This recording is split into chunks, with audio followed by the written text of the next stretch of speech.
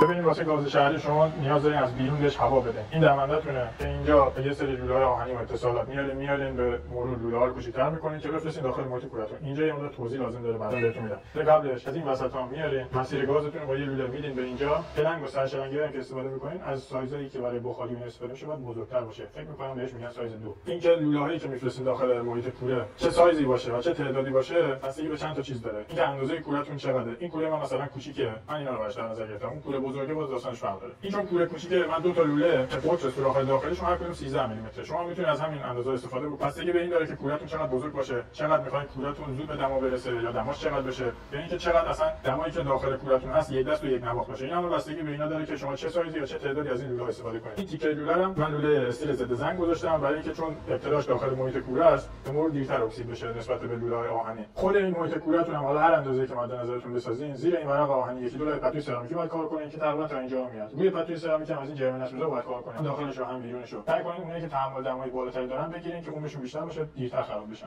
یه نکته دیگه این که اینجا که شما گازو بهش میدین هیچ چیزی لازم نیست سرش بذارید. مستقیم وصل میشه به شلنگ. فقط اینکه حتما باید این شیر رو بذارین که بتونید گازو کم و زیاد بکنین. همینطور اینکه یه دونه از این دیمرای پنجشنبه سر راه این دمنده بذارین که هوای این دمنده هم بتونین کم و زیاد بکنین.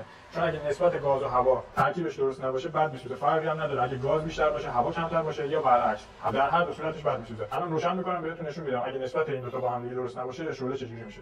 ببینید این ترکیب گاز و هوا الان نسبتش درسته. شعله کامل آبی میسوزه، شعله خیلی هم از محیط کوره بیرون نمیزنه. این با همین شعله 5 دقیقه روشن باشه داخلش کامل ضرب میشه. ولی اگه به هر دلیلی این نسبت درست نباشه دمای کوره میاد پایین.